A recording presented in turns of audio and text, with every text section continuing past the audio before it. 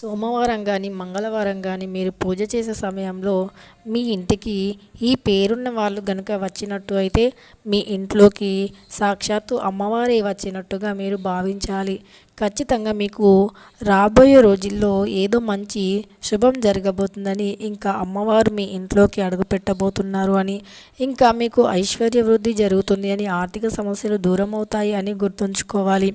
ఇక అందువల్ల మీరు పూజ చేసేటప్పుడు ఈ పేరున్న అమ్మాయిలు కనుక మీ ఇంట్లోకి వస్తే తప్పకుండా వారిని వట్టి చేతులతో పంపించకుండా మీకు తోచినంతగా కొంచెం పసుపు కుంకుమని వారి నుదుటిన పెట్టి ఏదో ఒక పండు, ఒక తమలపాకు, ఇంకా ఏదైనా స్వీట్ని, ఇంకా భోజనాన్ని కడుపు నిండా పెట్టి వారిని ఇంట్లో నుండి పంపించండి.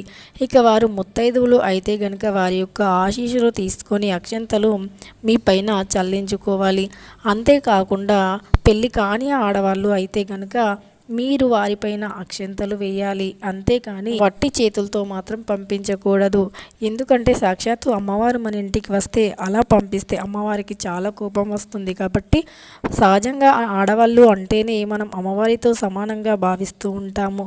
కాబట్టి మనం పూజ చేసే సమయంలో ఈ పేరున్న వాళ్ళు కానీ, లేదా ఆడపిల్లలు, చిన్నపిల్లలు, పెళ్ళైన వారు, ఇలా ఎవరు వచ్చినా సరే చాలా మంచిది. ఇక మీకు రాబోయే రోజుల్లో ఏదో మంచి అదృష్టం అయితే కలగబోతుంది అని తప్పకుండా గుర్తుంచుకోవాలి. అయితే మీరు శుక్రవారం కానీ లేదా మంగళవారం కానీ ముఖ్యంగా పూజ చేసే సమయంలో ఎవరైనా ఆడవాళ్ళు కానీ ఈ పేరు ఉన్నవాళ్ళు వస్తే కనుక చాలా మంచిది. అయితే ముఖ్యంగా ఒకటి గుర్తుపెట్టుకోవాలి, ఇప్పుడున్న బిజీ కాలంలో సిటీ లైఫ్లో ఖచ్చితంగా ప్రతి ఒక్కరి గడపకి పసుపుని రాయడం మర్చిపోతున్నారు. కాబట్టి మంగళవారం మరియు శుక్రవారం ముఖ్యమైన రోజుల్లో గనక గడపకి పసుపుని రాసి పెట్టుకోవాలి. నిండుగా పసుపుని రాసి కుంకుమ బొట్లను పెట్టి మీరు గడపని అలంకరించి పెట్టినట్టు అయితే గనక, గడప పైన పువ్వులు అక్షంతలు వేసినట్టు అయితే గనక అమ్మవారు త్వరగా ఆకర్షింపబడతారు.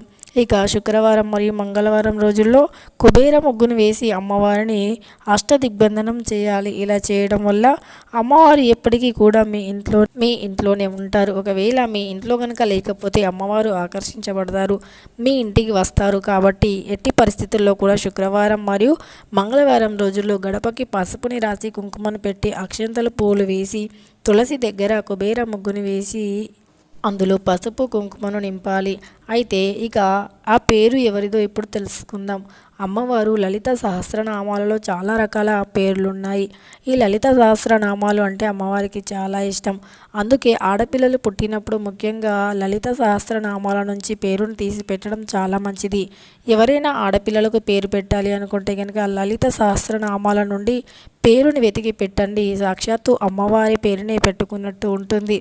ఇక ఈ అమ్మవారు అంటే లలిత అనే పేరున్న వాళ్ళు కావచ్చు, లేదంటే సహస్ర అనే పేరున్నవారు కావచ్చు, మీ ఇంట్లోకి వస్తే చాలా మంచిది.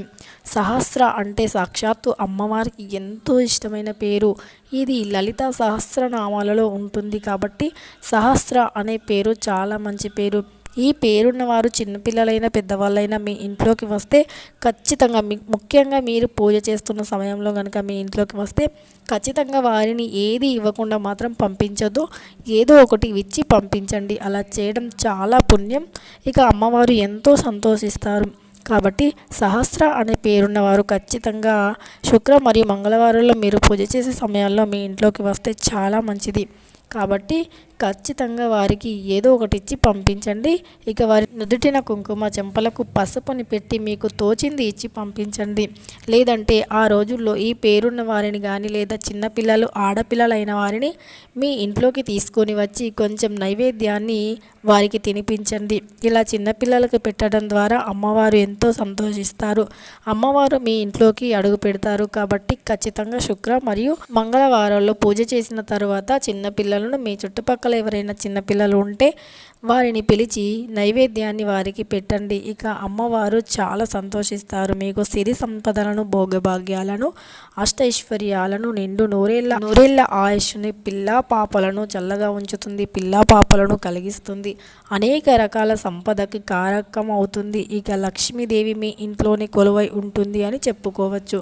ఖచ్చితంగా మీ ఇంట్లోకి వస్తే గనుక ఎవరైనా మీరు పూజ చేసే సమయంలో ఈ పేరున్నవారు అనే కాదు, ఏ పేరున్నవారైనా సరే సరే ఆడవాళ్ళు మీరు పూజ చేసే సమయంలో వచ్చారు అంటే వారు చిన్నైనా పెద్దయినా సరే వారిని మంచి గౌరవ భావంతో భావించాలి, అంతే తప్ప అగౌరవపరచకూడదు. ఖచ్చితంగా గౌరవించాలి. మీ ఇంటికి చిన్నవాళ్ళైనా పెద్దవాళ్ళైనా సరే మీరు పూజ చేసే సమయంలో వస్తే ఖచ్చితంగా అమ్మవారితో సమానంగానే భావించి గౌరవించి మీరు వారిని ఎట్టి పరిస్థితుల్లో కూడా మీ మాటలతో మీ చేతలతో బాధ పెట్టకూడదు.